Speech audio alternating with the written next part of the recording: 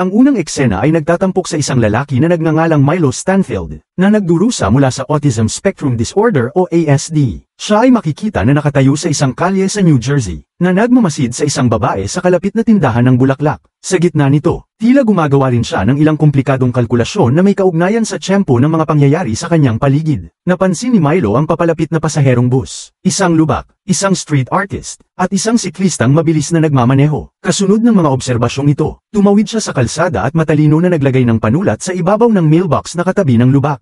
Hindi nagtagal, naganap ang kanyang binalak na chain reaction, isang taxi ang tumama sa lubak, na nagpalabas ng tubig sa panulat, na nagdulot nito upang mahulog sa lupa. Ito ay nakakuha ng atensyon ng street artist, na lumapit upang kunin ang panulat. Sa parehong sandali, ang mabilis na siklista ay bumangga sa artist, na nagresulta sa pagtama nito sa mailbox at pagbagsak sa kalapit na fruit stand. Nagkaroon ng kaguluhan sa kalye, na nag-akay ng atensyon ng lahat kasama na ang driver ng bus. Bilang resulta, hindi niya napansin ang traffic light na nagiging pula at tumama sa parehong babaeng tumatawid sa kalsada, na ikinamatay nito sa lugar. Pagkatapos, lumayo si Milo mula sa eksena matapos kumpirmahin na maayos ang kanyang plano. Ang eksena ay lumipat sa isang FBI Special Agent, Olivia Dunham. Nagtatrabaho siya para sa French Division ng Homeland Security, na espesyalista sa paranormal phenomena. Tila si Olivia ay bumabalik sa trabaho matapos ang mahabang panahon dahil sa kanyang head injury. Sa sandaling pumasok siya sa Fringe headquarters, binati siya ng isa sa kanyang kasamang opisyal, si Charlie, na siyang supervisor ng team.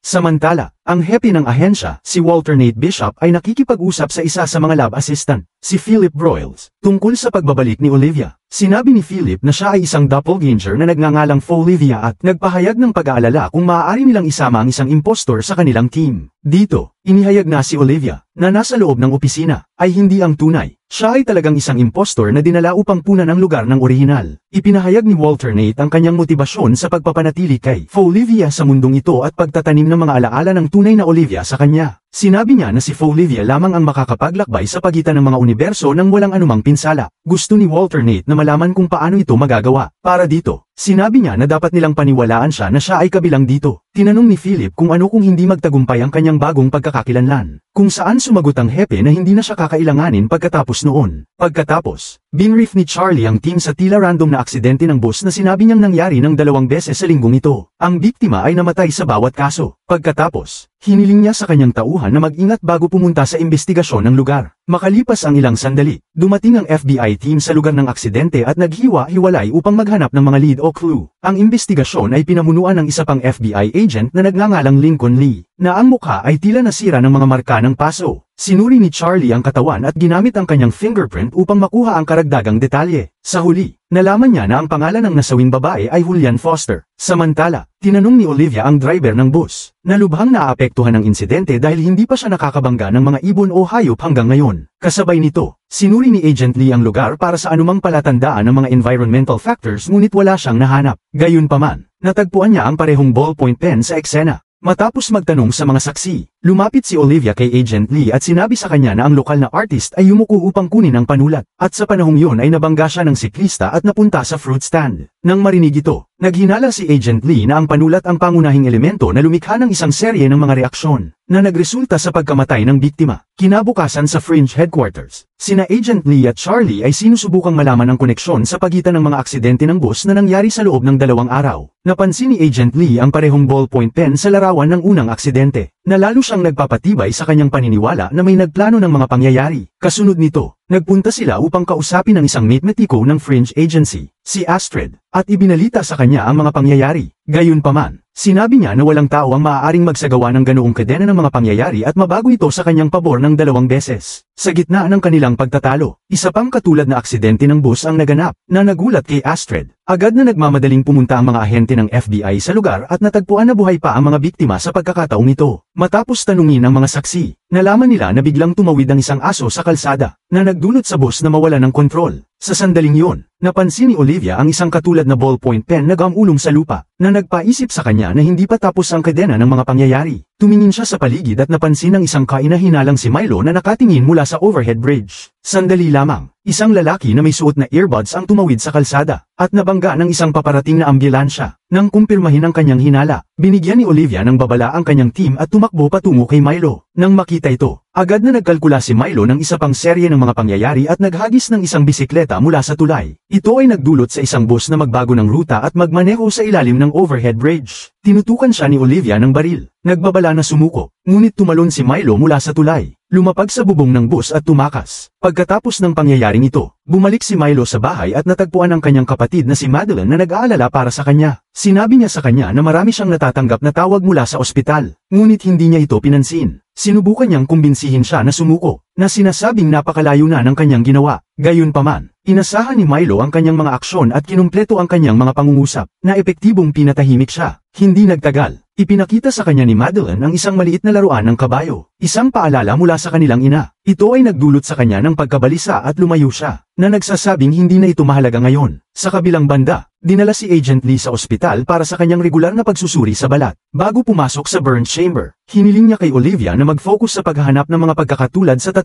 biktima. Sinunod ang kanyang tagubilin. Bumalik si Olivia sa headquarters at nagsimulang kausapin ang mga saksi ng mga aksidente. Matapos ang ilang sandali ng pagsusuri, natuklasan niya ang mga koneksyon sa pagitan ng 3 biktima at isang medical center. Lahat sila ay direktang o hindi direktang may kaugnayan sa sentro na ito. Ibinahagi niya ang kanyang natuklasan kay Charlie, at agad silang nagtungo sa medical center na yun. Pagdating doon, napansin ni Olivia na isang grupo ng mga pasyente ang gumagamit ng parehong ballpoint pen dahil hindi sila makasabay sa mga digital device. Pagkatapos, nakilala nila si Dr. Levine, isang punong doktor, na nakilala ang lahat ng 3 biktima ng mga aksidente sa bus. Matapos ibahagi sa kanila ang ilang detalye tungkol sa mga biktima, ipinaliwanag ni Dr. Levine na tumutulong sila sa mga pasyenteng may mental na hamon sa pamamagitan ng mga eksperimentong proseso upang mapataas ang kanilang katalinuhan. Ipinakita rin niya sa kanila ang video footage ng kanilang mga pasyente kung saan nakita ni Olivia si Milo. Nang magtanong tungkol sa kanya, sinabi ni Dr. Levine na siya ay isa sa kanilang mga pasyente na sumailalim din sa parehong drug trial na nagpataas ng kanyang IQ ng malaki. Nagpatuloy siya sa pagsasabi na si Milo ay pinalaya mula sa ospital sa ilalim ng pangangalaga ng kanyang kapatid na babae at dapat sana ay bumalik upang baligtarin ang eksperimentong proseso. Ngunit ngayon, hindi siya sumasagot sa kanilang mga tawag, at pinapatay niya ang lahat ng nagtatangkang kontrolin siya. Matapos malaman ang tungkol sa kapatid ni Milo, nagpa siya ang mga ahente ng FBI na bisitahin siya. Nang hindi nila alam, si Milo ay nagmamasid ng mabuti kay Olivia, na tinitignan ang bawat galaw nito at inaasahan ang kanyang susunod na hakbang. Pagkaraan, dumating sina Charlie at Olivia sa tahanan ni Milo kung saan sila ay sinalubong ni Madeline. Tinanong nila siya tungkol sa kinaroroonan ni Milo, ngunit sinabi niyang wala siyang kaalaman tungkol dito. Sa pagdama na may itinatago siya, sinabi ng mga ahente sa kanya ang tungkol sa mga krimen na kanyang nagawa at kung gaano ito mapanganib kung hahayaan siyang magpalipat-lipat ng malaya. Habang si Charlie ay nag-iimbestiga sa kwarto ni Milo, ibinahagi ni Olivia ang tungkol sa kanyang yumaong kapatid, na nagpapakita kung paano sila nag-aalaga sa isa't isa. Ito ay nagbigay ng kaliwan kay Madeline upang magbahagi ng karagdagang detalye tungkol sa kanyang kapatid. Ipinaliwanag niya na kaya ni Milo na hulaan ang resulta ng maraming pangyayari hanggang sa pinakamaliit na detalye at na maaari lamang niyang masira ang konsentrasyon ni Milo sa pamamagitan ng pagpapakita sa kanya ng laruan na kabayo. Sa huli, nagawa ni Olivia na kumbinsihin siya na ibunyag ang anumang nalalaman niya,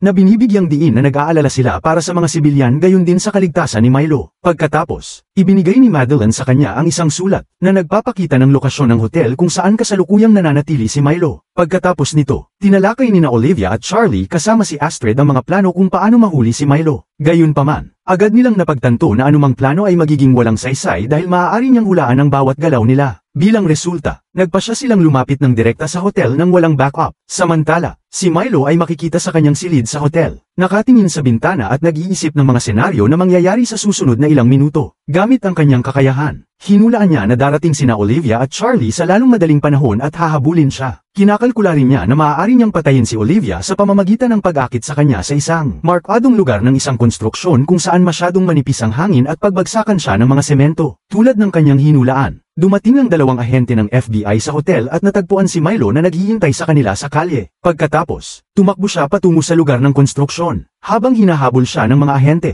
si Olivia, na walang kamalayan sa mga babala para sa manipis na hangin, ay dumaan dito sa halip na huminto upang magsuot ng respirator. Ito ay talagang nagpamali sa kalkulasyon ni Milo. Dagdag pa rito, nakaiwas din siya sa isang pile ng mga semento na inakala ni Milo na magpapabagsak sa kanya. Nagulat ang kontrabida nang makita niyang mali ang kanyang kalkulasyon at sa huli ay nahuli siya ni Olivia. Sa puntong ito, halos mawala ng malay si Olivia dahil sa mababang level ng oxygen. Ngunit sa kabutihang palad, dumating si Charlie sa tamang oras at tinulungan siya ng isang breathing apparatus. Pagkatapos ng mga pangyayari, tinanong ni Charlie si Olivia kung bakit hindi siya huminto upang magsuot ng respirator, kung saan sinabi niya na hindi niya nakilala ang babala. Pagkaraan, dinala ni Olivia si Madeline sa ospital kung saan makikita si Milo na nakikipag-ugnayan sa isang supercomputer. Ayon sa doktor, ang IQ-boosting drug ay nasa utak ni Milo nang masyadong matagal, kaya hindi nila magawang baligtarin ang proseso. Ngayon, ang kanyang isip ay naging masyadong advanced na tanging mga makina lamang ang makakaintindi sa kanyang mga iniisip. Nalungkot sa balitang ito, pumasok si Madeline sa loob ng silid at iniwan ang laruan na kabayo sa harap ng kanyang kapatid. Sa parehong gabi, nasa kanyang tahanan si Olivia nang magkaroon siya ng pangitain ni Peter, ang kanyang nobyo mula sa ibang universo. Sinabi niya sa kanya na hindi siya kabilang sa unibersong ito. Upang suportahan ang kanyang pahayag, ipinaalala niya kung paano ang kanyang kawalan ng kaalaman tungkol sa unibersong ito ang nagligtas sa kanyang buhay kanina. Ayon sa kanya, mamamatay sana siya kung nakilala niya ang mga babala at huminto doon. Hinikayat ni Peter si Olivia na subukang balikan ang lahat ng kanyang mga alaala at hinagkan siya bago naglaho.